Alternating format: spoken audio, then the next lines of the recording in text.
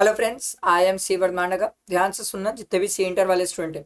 Sir, इससे पहले मैंने 5 केस सिनेरियोज अपलोड कर दिए। 6, 7, 8 बहुत सारे केस सिनेरियोज है यार, बहुत सारे अपलोड करना है।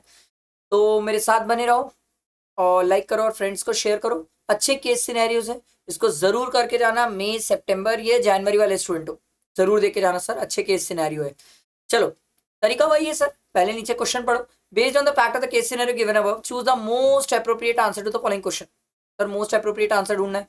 तो पहला तो हमसे ये चाहता है सर कि भैया आप ये बता दीजिए कि रेसिडेंशियल स्टेटस क्या है। ठीक है। दूसरा ये इसने पूछा सर कौन से घर की एनुअल वैल्यू नील क्लेम कर सकते हैं, मतलब आईएचपी वाला क्वेश्चन पूछ रहा है। फिर आपको बोल रहा है sir income from house property भी निकाल दो। ठीक है। फिर ये तो सिचुएशन बेस्ड क्वेश्चन है, इसको छोड़ दो, बाद में देखते हैं सर। चलो, लेट्स स्टार्ट। फटाफट क्वेश्चन पढ़ना स्टार्ट करते हैं, केस सिनेरियो पढ़ना स्टार्ट करते हैं। देखो, Ananya Gupta, citizen of India, lives with her family in New York since the year 2000. She visited India from 21st March 2024 to 28th September 2024 to take care of her ailing mother. ठीक है, visit का case है sir. In the last 4 years she has been visiting India for 100 years for 100 days every year to be with her mother. ठीक है भाई, तो ये कितने दिन इंडिया में थी सर? सर, 1 अप्रैल से 28 सितंबर तक ये इंडिया में थी। अप्रैल का 30, अप्रैल, मई, जून, जुलाई, अगस्त, सितंबर का 28। सर, 181 डेज ये इंडिया में थी सर। तो 182 कंडीशन तो सेटिस्फाइड नहीं हुई सर। तो सर इस केस में, विजिट टू इंडिया के केस में 182 डेज की कंडीशन सेटिस्फाई नहीं हुई। चलो, 365 तो है सर, क्योंकि 100 डेज एवरी ईयर आती है सर। बट 182 तो सेटिस्फाइड नहीं हुई। अब एक स्टूडेंट बोला सर 120 भी तो सोच सकते हैं। मैं बोला हाँ, सोच सकते हैं, बट उसके लिए फिर मुझे इनकम देखना पड़ेगा सर, उसकी इंडिया से income.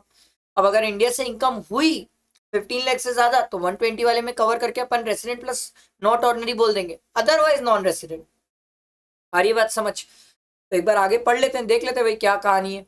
She owns a apartment at New York, which is used as her residence. The expected rent of the house, sir, self occupied है सर, खुद रहती है। लिखा हुआ है सर, खुद रहती है, सेल्फ ऑक्यूपाइड है। तो उससे मेरे को एक्सपेक्टेड रेंट से क्या करना है? जबरदस्ती कंफ्यूज करने के लिए दिया हुआ है सर, मेरे लिए कोई मतलब नहीं है। ठीक है। मतलब सर मेरे को तो नहीं लगता ये सर ये 15 लाख वाली कंडीशन सेटिस्फाई करेगी। तो अभी के लिए तो ये मेरे को नॉन रेसिडेंट लग रही, बाकी आगे देखते हैं सर। कहीं से इनकम दिख गई तो। She took ownership and position of her house in New Delhi. लो भाई, न्यू दिल्ली में भी वो सेल्फ ऑक्यूपाइड कर ली सर। लो भाई, तो न्यू दिल्ली वाले घर की भी एनुअल वैल्यू नील हो गई। ठीक है, ये न्यू दिल्ली वाले का डाटा दिया हुआ है। She had house property in Mumbai which was sold. Mumbai वाला घर बेच दिया, उससे एरियर्स ऑफ रेंट 3 लाख मिला है सर। तो ये तो sir does not have any other income from any other source in India. तो ये तो नॉन रेसिडेंट, क्योंकि इनकम 15 लाख से एक्सीड ही नहीं करी सर। तो पहला आंसर तो मिल गया sir, she is a non resident. अब उसके बाद सेकंड क्वेश्चन था सर किस घर की वैल्यू क्लेम करे नील। तो भैया एक बात ध्यान से सुनो, एक इसके पास न्यूयॉर्क में घर, एक दिल्ली में। मुंबई वाला तो ये बेच चुकी है। दिल्ली वाला जो घर है ये सेल्फ ऑक्यूपाइड है, न्यूयॉर्क वाला सेल्फ ऑक्यूपाइड है, बट ये तो नॉन रेसिडेंट है ना। तो नॉन रेसिडेंट है तो न्यूयॉर्क वाले घर की तो बात ही नहीं होगी ना सर। वो तो टैक्सेबल इंडिया, वो टैक्सेबल कैटेगरी के है ही नहीं सर इंडिया के लिए। न्यूयॉर्क वाला घर तो income accrue, deem to receive सब आउटसाइड इंडिया है। तो न्यूयॉर्क वाला घर तो आपको देखना ही नहीं है। हाँ, दिल्ली वाला घर सेल्फ ऑक्यूपाइड है, तो इसकी एनुअल वैल्यू नील ले सकते हो। मुंबई वाला तो बेच के बैठे हो सर, तो एक ही तो घर है जिसकी एनुअल वैल्यू नील ले सकते हो, दिल्ली वाला। लो भाई, और दिल्ली हाउस। अब इनकम चार्जेबल अंडर था आईएचपी, ये तो मेहनत करना पड़ेगा, इसके लिए मैं पहले से कैसे बताऊं। देखो, न्यूयॉर्क वाले घर का तो कुछ नहीं आने वाला, दिल्ली वाले घर का निकाल लेते सर। म्यूनिसिपल वैल्यू दिया हुआ है, फेयर रेंट, फिर टाइम पास कर रहा है। सेल्फ ऑक्यूपाइड प्रॉपर्टी, मैं क्या करूं ये सब चीज का? प्रॉपर्टी टैक्स, निहायती बकवास। हाँ, लोन काम का है sir. She has taken a loan of 16 lakh at the rate of 10% from IDBI bank on 1 April 2024 constructing this house and the construction got completed on 20 March 2024। ओ,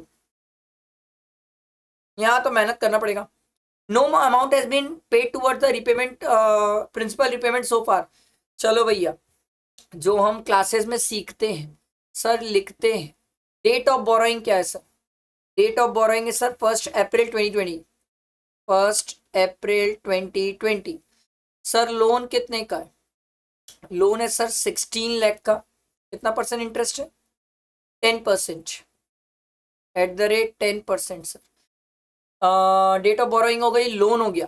फिर इसके बाद क्या आएगा sir? Date of repayment. Repayment तो हुआ ही नहीं है sir. Sir date of completion ये हमें पता है सर, 20 मार्च 2024। 20 मार्च 2024। तो मैंने आपको एक बात सिखाई थी सर, अगर आपको याद हो तो, जिस साल कंस्ट्रक्शन कंप्लीट हुआ है, इस साल कंस्ट्रक्शन कंप्लीट हुआ सर 23-24 सर। इससे पहले वाला फाइनेंशियल ईयर क्या है सर? 22-23 है सर। सर इसकी लास्ट डेट क्या है सर? सर 31 मार्च 2023 है सर लास्ट डेट। तो सर डेट ऑफ बोरोइंग से इस डेट तक जितना भी इंटरेस्ट आएगा सब क्या आएगा? प्री का इंटरेस्ट। तो सर कितने साल आएगा? 20 है, 23 है, तो 3 साल प्री का इंटरेस्ट।